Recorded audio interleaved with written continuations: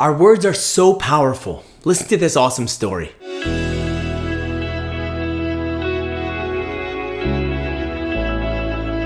Everyone, and welcome back to another episode of Inspiring Hope. This is your weekly boost of uplifting Jewish inspiration.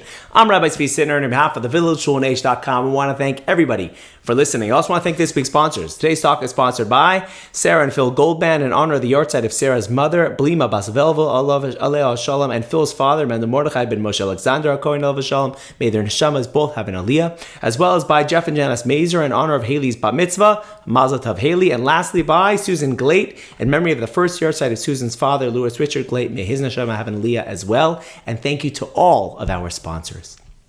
So I got a call recently, and the woman on the phone says to me, Rabbi, 3 years ago, I was at your house for Sukkot, and you sang a specific song again and again and again.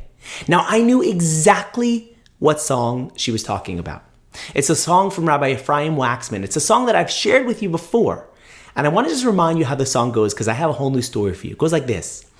I believe in Hashem, I trust in Hashem, there never is a moment when that I am alone, that I'm on my own. I believe and I trust in Hashem, and I understand that He's holding my hand, that every step is perfectly planned. He's holding me tight so I'll be alright. I believe and I trust in Hashem. That's the song, you may remember it.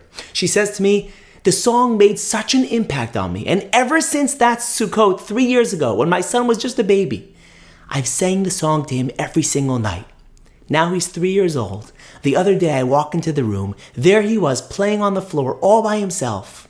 And he was singing to himself, I believe in Hashem, I trust in Hashem.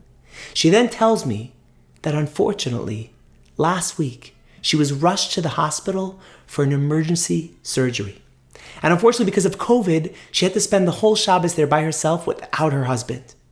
She said to me, I was alone, I was worried, I was scared, and I wanted to pray. She goes, but I didn't have a sitter, and I don't even know the prayers by heart. But I knew that one song.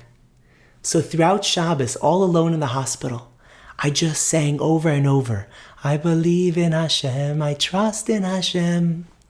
It was so beautiful. She said after Shabbos, she called a friend in New York and she told her about the surgery. She told her about the hospital and how she kept singing this song all by herself.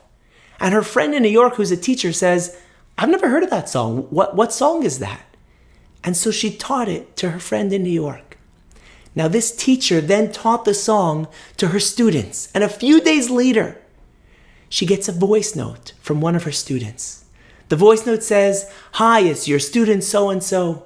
Look, I was at a party and everybody was drinking and everybody was doing drugs. And I didn't want to join them, but I needed to muster up the strength to be able to not join them. And so I went outside by myself and I sat all alone and I just sang that song that you taught us in class. I believe in Hashem, I trust in Hashem. And she said, and I sang it again until I was able to overcome the challenge and leave.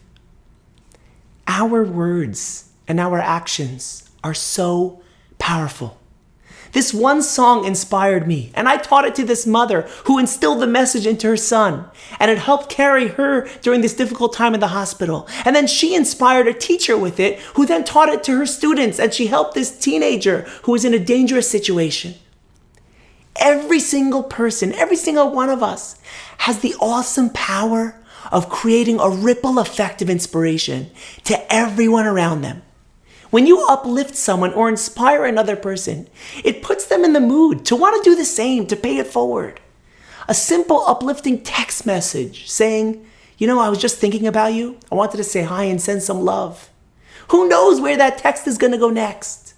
And how about a bright smile to another person? Smiles are so contagious. Like the old saying goes, smile and the world will smile with you. Maybe it's a random act of kindness. But whatever it is to inspire another person. The Torah is compared to light. A unique quality of a candle is that it can be used to light many more candles without losing its own light. When we share our inspiration, when we give of ourselves, our knowledge, our time, when we inspire others, it doesn't take away from us. Your light doesn't dim when you ignite someone else's flame. It just makes the world shine brighter. In these dark times, let's spread the light. You can do it. Thank you so much for listening. If you want to send me a message or response to the next episode, just email me at hope@h.com. Thanks for listening, and I'll see you next time.